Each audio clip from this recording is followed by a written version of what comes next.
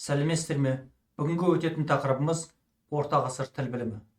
Осы тақырып аясында мынадай мәселелер қарастырылады. Бірінші, орта ғасыр тіл білімі жайлы жалпы түсінік. Екінші, орта ғасырдағы еврей, үнді, қытай тіл танымы. Үшінші, араб тіл білімі. Төртінші, түркі тіл білімі. Еуропа тарихы тұрғысынан қарағанда, орта ғасыр үш кезеңге бөлуге болады.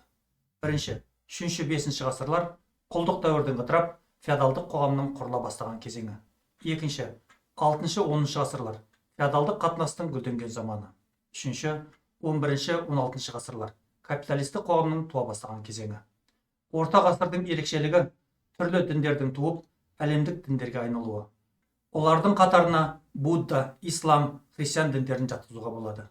Бұлармен қатар сол дәуірдің парызын, шариғатын уағыздайтын жазбалар да тарады. Жергілікті халықтар ол тілдерде жазылған аят хадистердің мағынасын тілін түсінбесе де жатқа біліп, Құдайға құлшылық ететін дұға ретінде айтуға міндетті болды. Бұл лингвистикада канондық тіл деп аталады. Түркі халықтар үшін канондық тіл араб тілі, исламның киелі кітабы Құранның тілі болды. Иудейлер үшін Таурат тілі, көне иврит тілі канондық тіл болып есептелді. Еуропа халықтар үшін канондық тіл латын тілі. Олар латын тілін жазу тілі, ғылым ретінде пайдаланды. Сол себепті көптеген терминдер латын тілінен өрбиді. Орта ғасырда көңіл бөлген мәселелер канондық жазбалар тілінің өзіндік нормасын өзгеріссіз сақтау.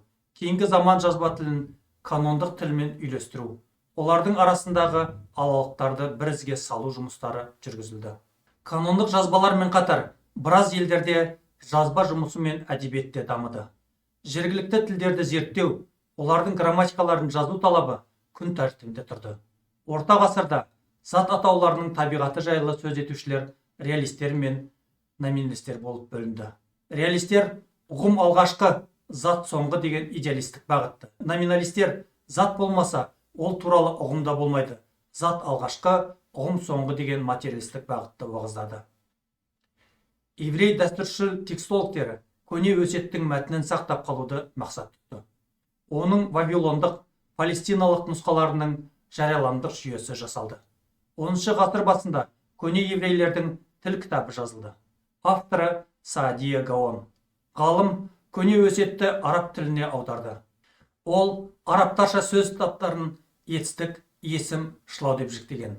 Ал Давид Хаюдж естік тұлғаларын зерттеумен айналысты. Джанах сыни зерттеу кітабы деген еңбегінде көне еврей тілінің құрылысын, алфавит тәртібімен түзілген түбір сөздерді қарастырды. Сарук дәптер атты түбір сөздер сөздігін құрастырды. Онда туынды сөздердің ұялары да қамтылды. 5 ғасырда үнді ғалымы Амара Синха есімдер мен грамматикалық родты оқыту сөздігін құрастырды. Сөздік 3 кітаптан тұрды. Бірінші кітап аспан мен тамұқ, онда құдайларға, ғарышқа, кеңістікке, уақытқа, ғылым мен өнерге қатысты сөздер қарастырылса, екінші кітап жердегі тіршілік әлеміне арналған. Жер, қала, таулар, өсімдік, жануарлар, адам. Соңғы кітап жанды заттарды анықтаушы сын есім, жансыз заттарды анықтаушы сын есім. Жалпы ұғым, көп мағыналы сөздер мен амонимдер, түрленбейтін сөздер, кейбір туынды сөздердің родтарын анықтау ережелері сынды тараулардан тұрады. 10 ғасырда Баповеда жаңа санскрит тілінің грамматикасын құрастырды.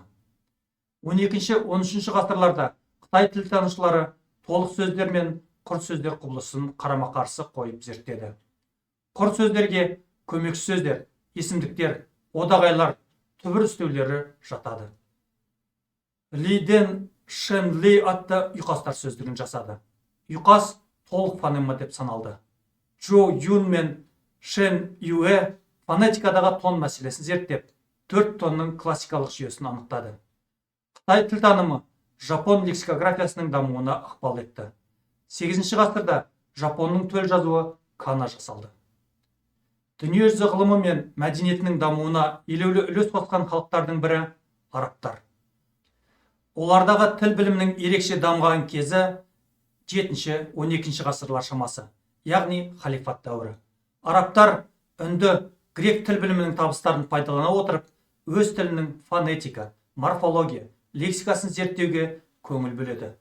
араб тіл ғылымы сөз таптары мен сөйлем синтаксисін зерттейтін нақыф, сөздердің сөйлемдегі орын жағынан түрленісін, мағыналық құбылысын зерттейтін сарф, сөйлеу үдерісінде болатын дыбыстардың фонетикалық құбылыстарын, жалпы дыбыс жүйесін зерттейтін таджвид деп аталатын бөлімдерден тұрады. Көрнекті өкілдерінің бірі Сибавейхи, Әл-Фарахиди, Ибн Джини. Әл-Фарахиди Китабуль Айн атты сөзді құрастырып, араб тілінің поэтикалық сөйлеу тіліне, ритміне, морфологиялық құрылысына зерттеу жүргізді. Ол аруда теориясының негізін салушы болып табылады. Арабтар фонетика саласында дыбыс пен әріптің ерекшеліктерін, дыбыстардың физиологиялық сипатын ашуға көңіл бөлді. Грамматика мәселесінде Аристотельге еліктеп, сөздерді есім, етістік, жалғаулық деп жіктеген. Арабтардың зор табысқа жеткен саласы лексикография. Арабтың бір ғана Әл-Фирузабади деген тілшісі Хомус атты 60 томдық сөздік жасаған. Ол автордың көзі тірісінде парсы, түрік тілдеріне аударылған. Араб тіл білімінің кемшілігі әртүрлі тілдерді бір-біріне салыстыра зерттеу, тілді дамып, өзгеріп отыратын тарихи құбылыс деп есептемеу. Түркі лингвистерінің көрнекті өкілі Махмуд Қашқари. Ол тіл білімі тарихында салыстыру әдісін алғаш қолданған ғалым.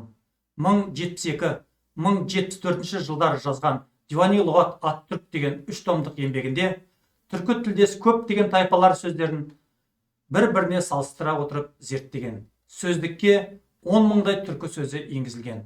Ол алғаш рет түркі тайпаларының орналасу картасын жасап, 29 тайпаның атын көрсеткен.